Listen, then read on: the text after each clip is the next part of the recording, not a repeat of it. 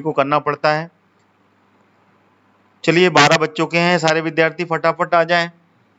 मध्य प्रदेश के धार जिले के ऊपर में हम पूरी की पूरे फैक्ट्स रखेंगे। One of the important district, बहुत ही ज़्यादा एग्जाम्स के पॉइंट ऑफ व्यू से बहुत ही ज़्यादा इम्पॉर्टेंट जिला है। बहुत से इम्पॉर्टेंट फैक्ट्स हैं जिस पर कि हमेशा क्वेश्चन बनते हैं मध्य प्रदेश के एग्जाम में। और जितने भी विद्यार्थी मेरे साथ जुड़े हुए हैं सब फटाफट हलो लिख के भेजें। सभी लोग अपने हलो हलो करके कमेंट करें। राम राम भुवनेश जी। चलिए 12 बज चुके हैं, 12:01 हो गया। देखिए 1 मिनट और आगे बढ़ गया है। मैं चाहता हूं कि जितनी जल्दी हो उतनी जल्दी हम क्लास को चालू करें। कभी कभी हो जाता है लेटी, लेकिन मैं चाहता हूं कि आप समय ज़्यादा अपन ना गंवाएं। चलिए धार जिले के ऊपर हम शुरू करते हैं। ये लीजिए आ गया पहला।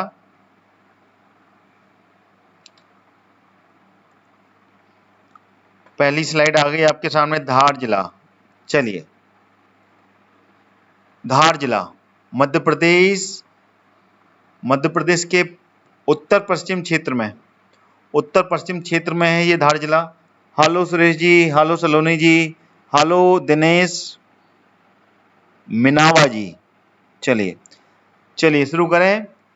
धार जिला उत्तर पश्चिम क्षेत्र में पड़ता है, यह है धार जिला। ठीक है, अगर इसमें देखा जाए तो धार कहाँ पड़ता है, ये मानचित्र में मैं आपको हाईलाइट कर रहा हूं, ये है धार। ठीक है ना, इंदौर से लगा हुआ है बिल्कुल। ठीक है ना, ये है इंदौर, ये इंदौर है और ये है धार। इसको हम धार लिख सकते हैं, ये धार जिला है। और ये इंदौर संभाग के अंतर्गत आता है। इंदौर संभाग जो कि मध्य प्रदेश का दूसरा सबसे बड़ा संभाग कहलाता है। पहला सबसे बड़ा संभाग है जबलपुर, उसके बाद में दूसरा संभाग जो लगता है वो है इंदौर। ठीक है, और धार जिले के ऊपर पहला पॉइंट आपके सामने ये रखा हुआ है। ठीक है, मध्यकालीन शहर पश्चिम मध्य प्रदेश में है। मैंने ये देखिए पश्चिम में ही पड़ता है, मैंने उत्तर थोड़ा सा उत्तर में ही पड़ता है, लेकिन यहाँ पे पश्चिम लिखा हुआ है तो ये पश्चिमी क्षेत्र में पड़ने वाला मालवा क्षेत्र में ये स्थित है। ठीक है ना, जो बैरन की पहाड़ियों से घिरा है। ठीक है, ये इंपॉर्टेंट पॉइंट्स है, इसको आपको समझना है। ठीक है, और मैंने मानचित्र में बता दिया है आपको, और ये इंदौर संभाग के अंतर्गत आता है। चलिए अगली स्लाइड।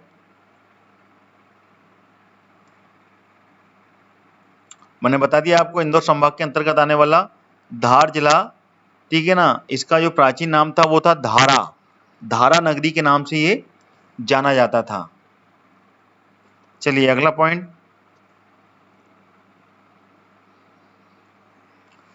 ये आ गया अगला पॉइंट।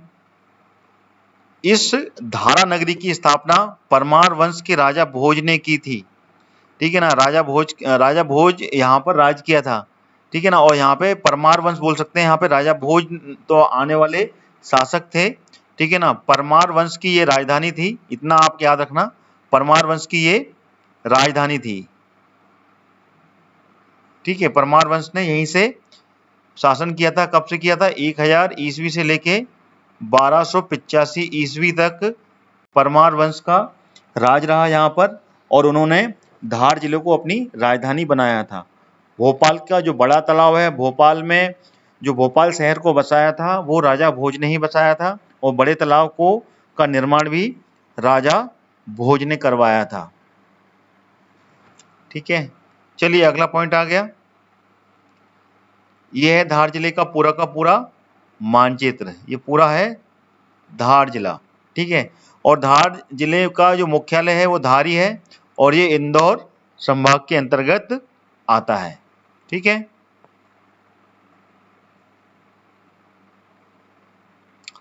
अगला पॉइंट आ गया क्षेत्रफल। क्षेत्रफल की दृष्टि से देखा जाए, थोड़ा सा और जूम कर लें इसको, शायद क्लियर विजिबिलिटी और हो जाए अपनी।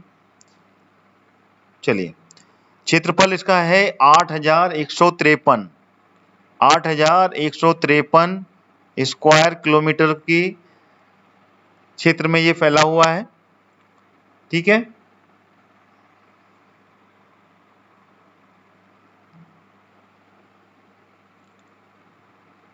अगला पॉइंट आया आपके सामने, जनसंख्या। जनसंख्या 2011 की जनगणना के अनुसार कितनी है? 21,85,793। लिख देता हूं, 21,85,793 है 2011 का जो सेंसस है उसके अकॉर्डिंगली। ठीक है,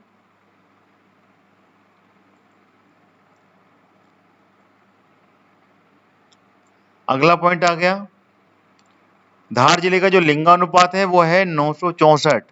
ठीक है, 964/1000। 1000 यहाँ पे ये पुरुष हैं और 964 महिलाएं। ये इनका सेक्स रेशो है, लिंगानुपात। और जनघनत्व देखा जाए तो पॉपुलेशन डेंसिटी वो कितनी है?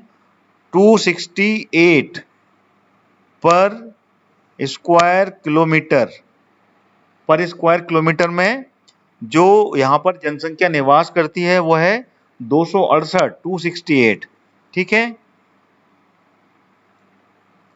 अगला पॉइंट आ गया, साक्षरता का प्रतिशत। लिटरेसी रेट कितना है 2011 की जनगणना के अनुसार? 59%।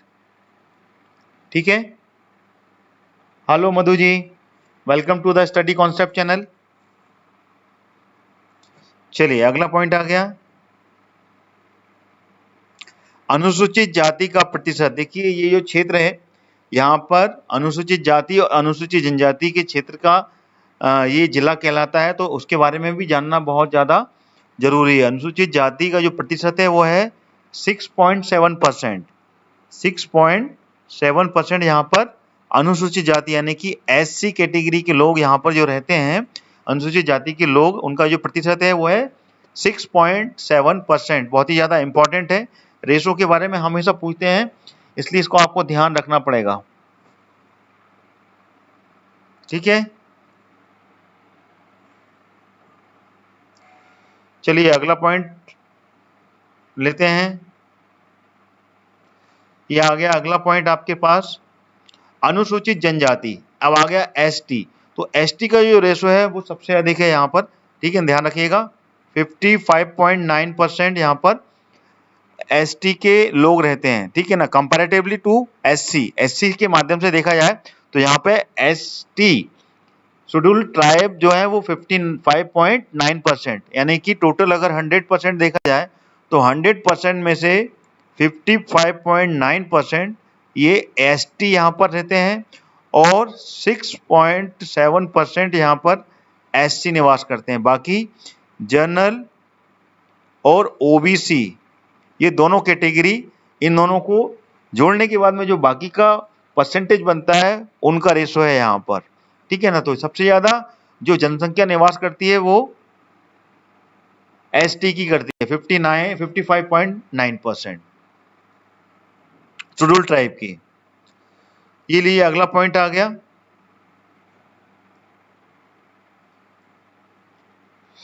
अगला पॉइंट है तहसीलें। जैसे कि हर जिले में तहसील जो होती हैं, यहाँ पर है धार, बदनावर, सरदारपुर, मनावर, धर्मपुरी, गंदवानी, कुच्छी और डही। ठीक है, तो देखिए धार, ये है धार। ठीक है ना, बदनावर इसमें दिख नहीं रहा है ये। ठीक है ना, तो ये पूरी की पूरी तहसीलें अलग अलग कलर से दिखाई दे रही हैं, 1 2 3 4 5 6 7 और ये 8।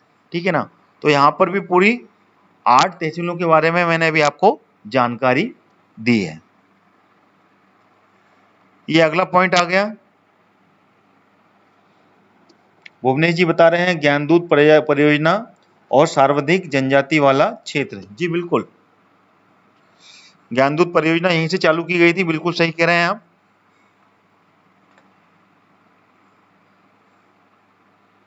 चलिए, और सर्वाधिक विकास खंड भी यहीं पर है। ठीक है ना, सर्वाधिक विकास खंड वाला जिला जो है वो धार जिला ही कहलाता है।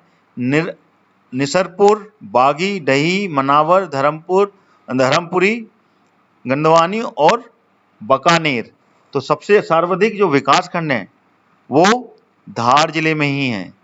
ठीक है, इसको भी आपको ध्यान रखना पड़ेगा। अब इंपॉर्टेंट जो फैक्ट्स हैं जिसपे कि बार बार क्वेश्चन बनते हैं वो भी अपने को याद रखना बहुत जरूरी है, ठीक है ना, इन्हीं पर ही बार बार क्वेश्चन बनते हैं। चलिए पहला जो पॉइंट आ गया, ठीक है, धार जिले में दो प्रमुख स्थान है, ठीक है ना, जिस पर कि बार बार क्वेश्चन भी आते हैं, ठीक है ना। एक तो है पीतमपुर औद्योगिक क्षेत्र, जो कि भारत का डेट्राइट कहा जाता है या फिर मध्य प्रदेश का डेट्राइट तो है, ये पूरे भारतवर्ष का डेट्राइट भी इसको कहते हैं, ठीक है ना। सूखा बंदरगाह कहते हैं इसको। और मांडू पर्यटन क्षेत्र, मांडू भी यहीं पर है, जो कि बहुत ही ज्यादा विश्व प्रसिद्ध भी बोल सकते हैं इसको, और भारत का प्रसिद्ध पर्यटन स्थल तो है ही है, ठीक है ना। मांडू, जिसको कि सिटी ऑफ जॉय के नाम से जानते हैं, वो भी धार जिले में स्थित है, ठीक है। अगला पॉइंट आ गया, थोड़ा सा जूम कर लें इसको और, जिससे कि आपको भी क्लियरिटी रहे। ये लीजिए अगला पॉइंट और आ गया आपके लिए। ये अगला पॉइंट है 9वीं से लेके 14वीं शताब्दी तक, ध्यान दीजिएगा, 9वीं से लेके 14वीं शताब्दी तक परमार राजपूतों ने यहाँ पर अपनी राजधानी बनाया था। जैसे कि मैंने बताया, परमार वंश की ये राजधानी थी धार, ठीक है ना। और यहाँ पर 1000 ईस्वी से लेके 1285 ईस्वी तक सबसे अधिक परमार वंशों ने यहाँ पर राज किया, ठीक है ना। यहाँ पे 14वीं शताब्दी लिखा है, ये थोड़ा सा कंफ्यूजन वाला बात है, इसको थोड़ा सा ध्यान मत दीजिएगा। 1285 ये पूरा ओरिजिनल फैक्ट है, ठीक है ना, कभी कभी हम मिसप्रिंट हो जाता है तो इसको मत दीजिएगा। 1285 ईस्वी तक परमार राजाओं ने यहाँ पर राज किया। चलिए मांडू सिटी ऑफ जॉय, मैं बता चुका हूं, मांडू को सिटी ऑफ जॉय कहते हैं।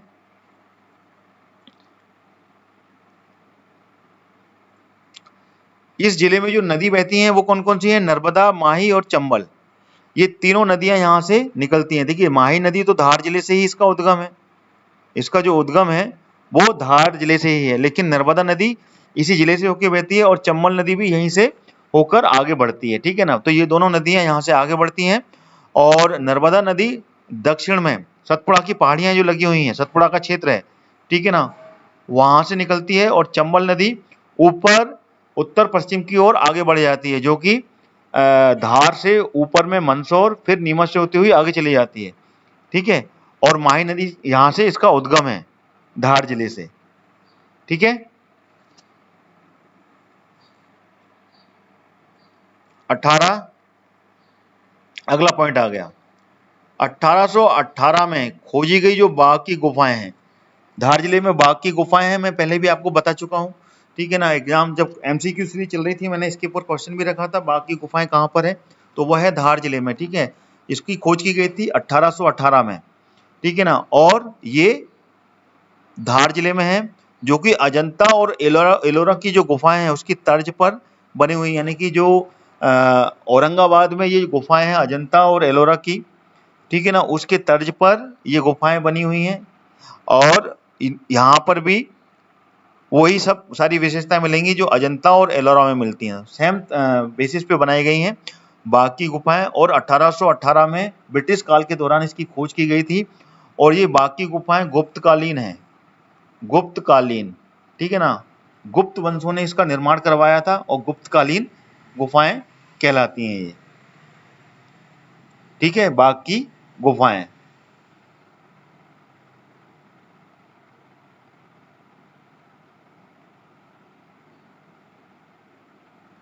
चलिए अगला पॉइंट आ गया,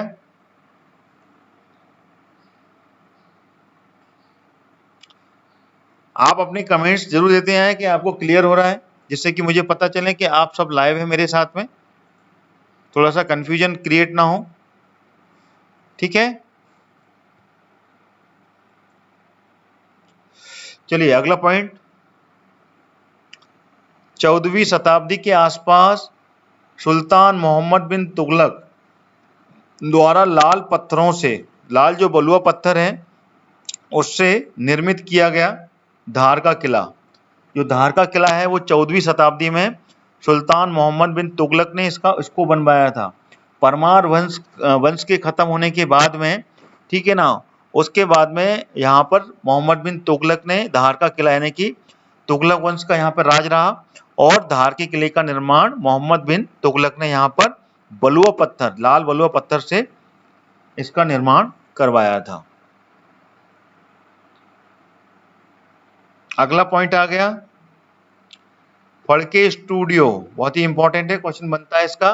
फड़के स्टूडियो की स्थापना यहाँ पर 1933 में 1933 में रघुनाथ फड़के द्वारा की गई थी। ठीक है, इंपॉर्टेंट है, इसका क्वेश्चन बनता है फड़के स्टूडियो के बारे में।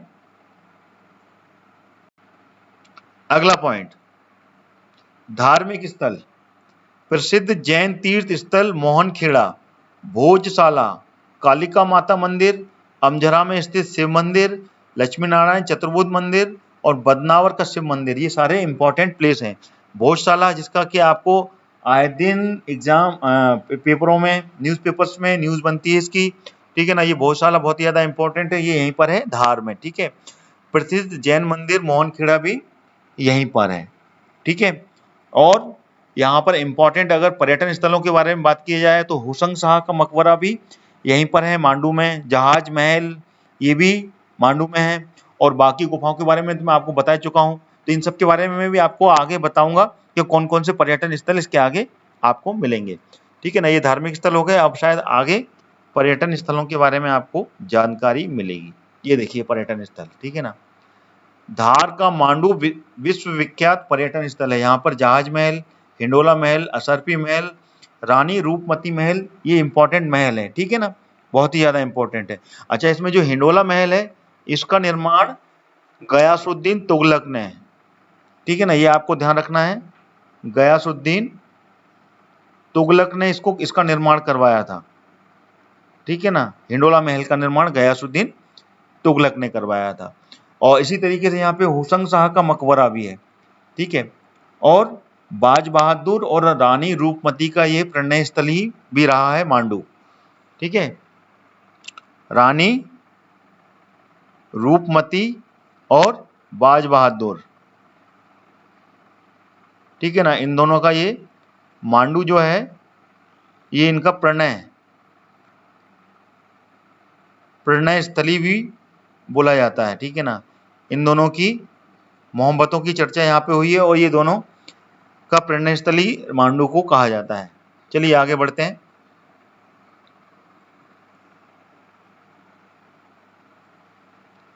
बहुत ही इंपॉर्टेंट डायनासोर जीवाश्म राष्ट्रीय उद्यान, ठीक है ना, ये भी यहाँ पर है, इस पे क्वेश्चन बनते हैं। डायनासोर, ठीक है ना, दुर्लभ किस्म के डायनासोर के अंडों की खोज यहीं पर मध्य प्रदेश में हुई।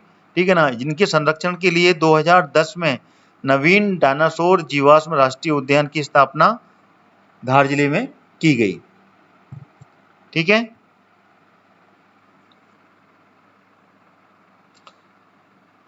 बहुत ही ज्यादा इंपॉर्टेंट है ये डायनासोर जीवाश्म राष्ट्रीय उद्यान, इस पे क्वेश्चन बनते हैं, इसको आपको याद रखना है।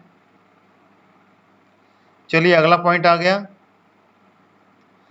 पीतमपुर औद्योगिक क्षेत्र के बारे में जानकारी इसमें पूरी दी है मैंने। धार जिले के महू, जो महू तहसील है, ठीक है ना, और नीमच इसके राष्ट्रीय मार्ग पर, ठीक है ना, ये पीतमपुर इसी राष्ट्रीय राजमार्ग पर लगता है ये। ठीक है ना, बेटमा के निकट ये पीतमपुर औद्योगिक क्षेत्र का यहाँ पर विकसित, ये जो मध्य प्रदेश में 6 केंद्रीय औद्योगिक क्षेत्र विकसित किए गए उसमें पीतमपुर भी है। ठीक है ना, इसको आपको ध्यान रखना। और यहाँ पर 4 पहिया वाहन और 2 पहिया वाहनों के उद्योगों की स्थापना की गई है। यहाँ पर जितने भी मोटर व्हीकल हैं, ठीक है ना, 4 व्हील हैं, चाहे वो ट्रक हो, कार हो, या फिर 2 व्हीलर में अपनी मोटरसाइकिल हो, होंडा अपनी हीरो होंडा, जिसको कि अभी हीरो ही बना रही है, और बजाज की जितने भी प्लांट्स हैं वो सारे प्लांट्स पीतमपुर में ही स्थित हैं। पीतमपुर को भारत का डेट्राइट भी कहते हैं, मध्य प्रदेश का तो है ही है, सूखा बंदरगाह बोलते हैं इसको, ठीक है ना, कहा जाता है। ये अपने ऑटोमोबाइल उद्योग के लिए विश्व प्रसिद्ध है। ठीक है ना, ये भारत प्रदेश का पहला ड्राई पोर्ट है। ठीक है ना, मध्य प्रदेश का पहला सूखा बंदरगाह कहलाता है। और दूसरा सूखा बंदरगाह कहाँ पर है? मालनपुर जो कि भिंड जिले में आता है, जो कि मैंने आपको पहले भिंड जिला पढ़ाया था, जब मैंने आपको बताया था मध्य प्रदेश का सूखा दूसरा ड्राई पोर्ट कौन सा है सूखा बंदरगाह, वो है मालनपुर में, और पहला ड्राई पोर्ट सूखा बंदरगाह कौन सा है, वो है पीतमपुर, है ना, इसको आपको ऐसे याद रखना है।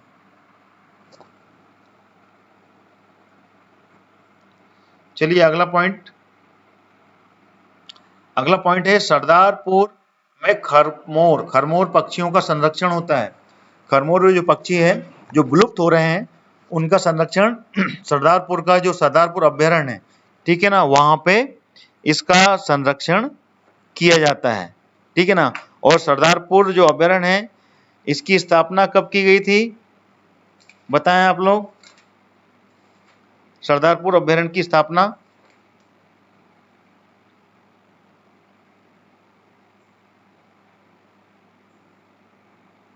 और ये कितने एरिया में फैला हुआ है, ये फैला हुआ है 348 स्क्वायर किलोमीटर, 348 स्क्वायर किलोमीटर में ये फैला हुआ है, ठीक है। और यहाँ पर खरमोर जो पक्षी है, एक चिड़िया है ये, उसका संरक्षण यहाँ पर किया जाता है, ठीक है ना। बहुत ही ज्यादा इंपॉर्टेंट है, इस पर क्वेश्चन बन जाते हैं कि सरदारपुर जो अभ्यारण्य है उसमें किस पक्षी का संरक्षण किया जाता है, तो वो है खरमोर, ऐसा क्वेश्चन बनता है इसमें, ठीक है। और ये डायनासोर जीवाश्म के जो साक्ष्य मिले थे, ठीक है ना, जीवाश्म जो मिले थे वो कब मिले थे, वो मिले थे 2007 में। 2007 में ये जीवाश्म मिले थे, फिर बाद में इनकी संरक्षण के लिए 2010 में इस राष्ट्रीय उद्यान की स्थापना की गई थी, ठीक है। अब इसके अलावा जो इंपॉर्टेंट पॉइंट्स हैं वो मैं आपके साथ में रखूंगा, जिसको कि मैंने इसमें नहीं दिया, जैसे कि अभी बताया था ज्ञानदूत, भुवनेश जी ने बताया था जो ज्ञानदूत परियोजना है,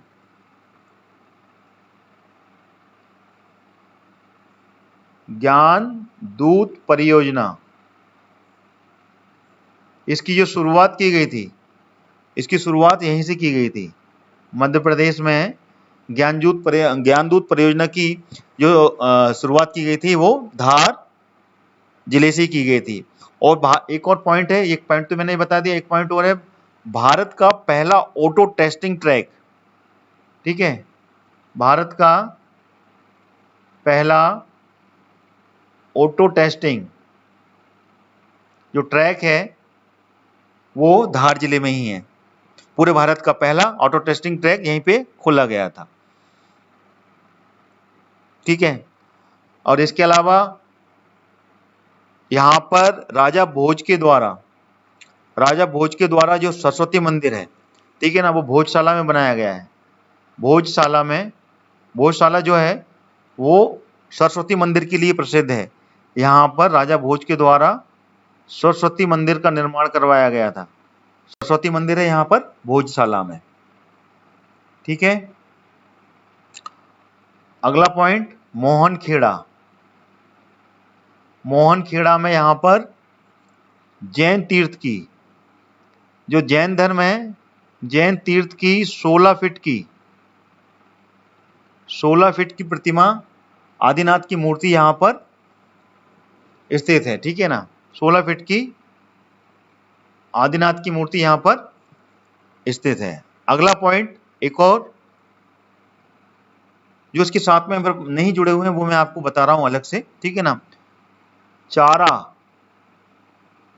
चारा संयंत्र भी है यहाँ पर, धार में ही स्थापित किया गया है, चारा बनाने की कारखाना बोलते हैं इसे, चारा बनाने का कारखाना, वो धार जिले में ही स्थित है, ठीक है।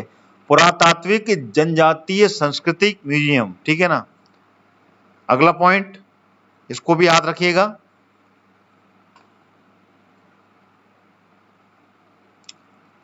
पुरातात्विक जनजातीय सांस्कृतिक म्यूजियम लिख देता हूं मैं यहाँ पे, ठीक है। पुरातात्विक जनजातीय म्यूजियम, सांस्कृतिक म्यूजियम, ये धार जिले में ही स्थित है, ठीक है। तो ये सारे जो इंपॉर्टेंट पॉइंट्स थे वो मैंने आपके सामने रख दिए हैं। इसके अलावा और जो भी पॉइंट हैं, ठीक है ना, वो भी आपको आप अपने एक दूसरे के साथ में शेयर कर सकते हैं। एक और पॉइंट है, ठीक है, निर्यात संवर्धन पार्क, वो भी धार जिले में ही स्थित है, ठीक है, निर्यात संवर्धन पार्क यानी कि एक्सपोर्ट पार्क, वो यहीं पर है। भुवनेश जी बता रहे हैं राजा बख्तावर सिंह स्मारक भी यहीं पर है। चलिए, और भी कुछ पॉइंट्स हैं जो कि आप शेयर करना चाहते हैं, तो you can share yourself. Anything else that you required about Dhar district? I think all the points that I have been covered about Dhar district.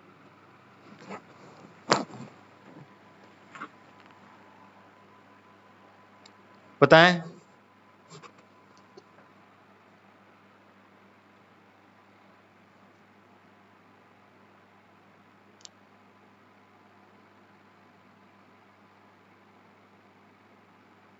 जो कि एग्जाम के पॉइंट ऑफ व्यू से है, वो सारी चीजें तो मैंने आपको सामने रखी दी हैं। इसके अलावा और भी हैं। अच्छा, इसको अगर भौगोलिक दृष्टि से देखा जाए तो ये धार जिला जो है ना, इसके उत्तर में मालवा है, ठीक है ना, उत्तर में मालवा, और मध्य क्षेत्र में विंध्य रेंज पड़ती है, जो विंध्य पर्वतमाला है वो पड़ती है यहाँ पर, और साथ ही साथ दक्षिण में मैं आपको बता चुका हूँ, दक्षिण क्षेत्र में नर्मदा नदी, यानी कि मध्य प्रदेश के दक्षिण का क्षेत्र जो देखा जाए धार का, वहां से नर्मदा निकली हुई है। उत्तर का जो क्षेत्र है वो मालवा पड़ता है, और मध्य का जो क्षेत्र है, ठीक है ना, वहां पर विंध्य रेंज, विंध्य पर्वतमाला पड़ती है, ठीक है ना। तो धार नदी से नर्मदा नदी निकली हुई है, ये आपको ध्यान रखना चाहिए। कभी कभी क्वेश्चन बनता है कि नर्मदा नदी, और उसमें ऑप्शन आ जाते हैं, तो आपको स्पेसिफिक सिटी के बारे में जानकारी होनी चाहिए कि कौन सी नदी किस किस जिले से होकर निकली है। बहुत डीपली क्वेश्चन पूछे जाने लगे हैं, क्योंकि शिफ्ट वाइज पेपर हो रहे हैं, और शिफ्ट वाइज में बाल की खाल निकालते हैं, ठीक है ना, क्वेश्चन के अंदर से क्वेश्चन बनाते हैं। तो इसलिए be careful and study strongly with the deep pattern, then you can confident yourself, ठीक है। और यहाँ पर जो नेशनल हाईवे है वो कौन कौन से निकले हुए हैं धार जिले से? वो निकले हैं NH-79 और NH-69, ये दोनों नेशनल हाईवे धार जिले से होकर गुजरते हैं।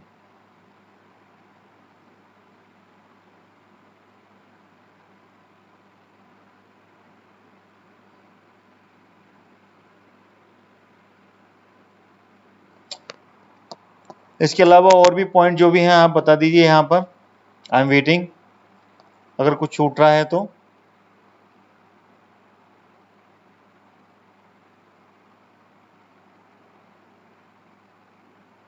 नहीं देवेन जी, मंडे हॉलीडे नहीं था, एक्चुअली पावर कट हो गया था यहाँ पर, मैंने शायद कमेंट लिख भी दिया है। पावर कट हुआ था यहाँ पर, हैवी वोल्टेज फ्लक्चुएशन हुआ था, बहुत ही ज्यादा वोल्टेज आ गया था, इस कारण से पावर कट हुआ था यहाँ पर, और बहुत नुकसान भी हुआ है मेरे क्षेत्र में काफी लोगों का। कई लोगों के टीवी उड़ गए, कई लोगों का एसी खराब हो गया, तो दैट्स व्हाई ये क्लास थोड़ी सी वाइंड अप की थी, चल नहीं पाई थी, 3 या 4 बजे तक यहाँ पे पावर कट रहा था, इस कारण से समस्या रही, ठीक है। लेकिन रेगुलर रहेगी क्लास, चिंता मत कीजिए। सुबह मैंने मॉर्निंग की क्लास ली थी मैंने, और अभी फिर ये क्लास भी मैंने लगातार ली, ठीक है। इसके अलावा और भी पॉइंट जो है वो आप मेरे को बता सकते हैं, इंपॉर्टेंट कुछ भी हो, आई एम वेटिंग, अभी 2-4 मिनट और अपन चर्चा कर सकते हैं।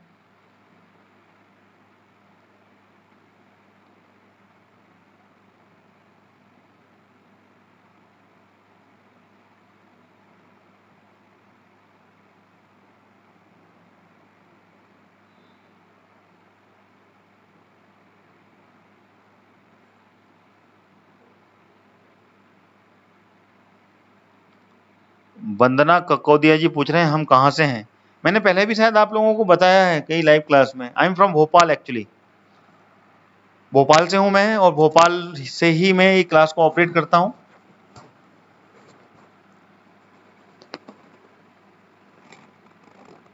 मॉर्निंग में 8 बजे से क्लास होती है शिवानी जी, 8 बजे से MCQ सीरीज पर ही क्लास रहती है, डिफरेंट टॉपिक पर।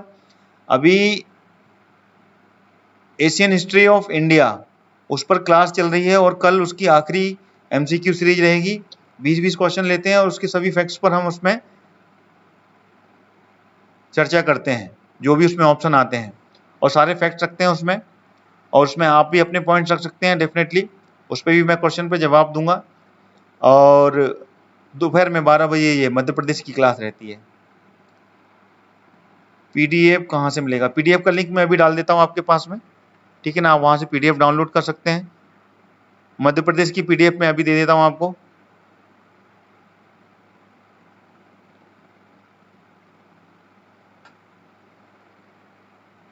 थोड़ा सा वेट कीजिए, मैं निकाल रहा हूँ उसकी लिंक।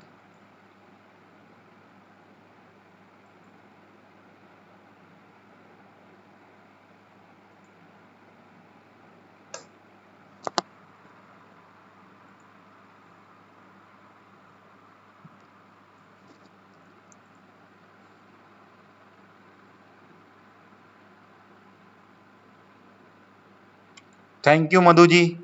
आपको अगर मेरी बात मैं जो एक्सप्लेन करता हूँ समझ में आता है तो डेफिनेटली आप लोगों का बहुत बहुत शुक्रिया। और आप मेरे माध्यम से जितना चाहें उतना ज़्यादा मैं कोशिश करूँगा कि जान पाएंगे मध्य प्रदेश के बारे में, और साथ ही साथ अलग टॉपिक के बारे में। और आप अपने कलीग्स को और अपने जितने भी साथी हैं उनको भी इन्फॉर्म करिए कि वो भी मेरी इस लाइव क्लास के साथ में जुड़ें। मेरी पूरी कोशिश रहेगी कि आपको ज़्यादा से ज़्यादा जानकारी इन सभी चीज़ों के बारे में दूं। 1 मिनट मैं निकाल रहा हूं आपके लिए, आप जो मांग रहे हैं पीडीएफ के लिए, पीडीएफ का लिंक दे रहा हूं, यहाँ से आप डाउनलोड कर सकते हैं पीडीएफ।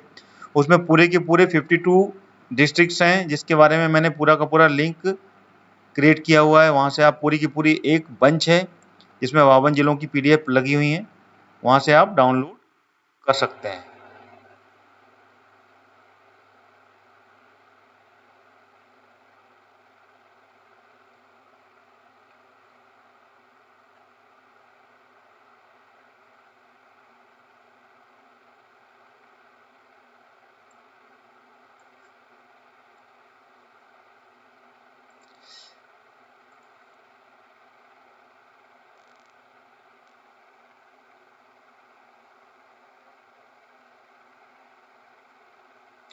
क्या लिखा है ये समझ में नहीं आ रहा है आपको?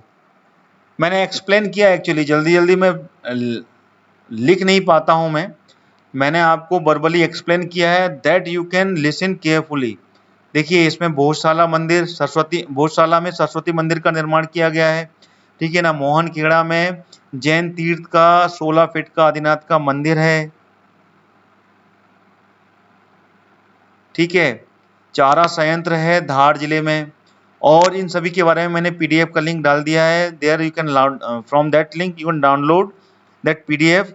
वहाँ पे आपको पूरे की पूरी 52 जिलों के ऊपर पूरी जानकारी मिलेगी, और साथ ही साथ में आप इस वीडियो को दोबारा से भी देख सकते हैं, दोबारा से अगेन यू कैन वॉच। मैं इसको अपलोड कर दूंगा, वहाँ से आप इसको देख सकते हैं, ठीक है। कल फिर मिलते हैं हम स्टडी कॉन्सेप्ट चैनल पे, और अभी मैं आपको क्लास ऑफ होने से पहले अगले जिले की ऊपर पूरी जानकारी दे दूंगा, है ना। और वहां से आप पूरा का पूरा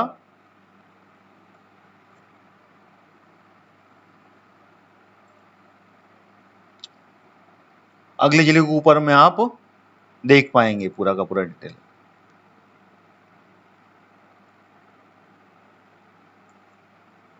मैं वो सारे लिंक डाल रहा हूं जिससे कि आप पूरे की पूरी पीडीएफ डाउनलोड कर सकते हैं।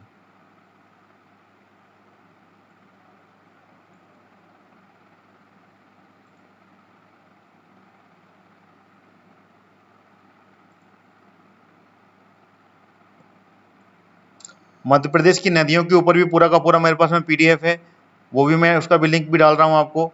यहाँ से आप मध्य प्रदेश की पूरी नदियों की पीडीएफ डाउनलोड कर पाएंगे,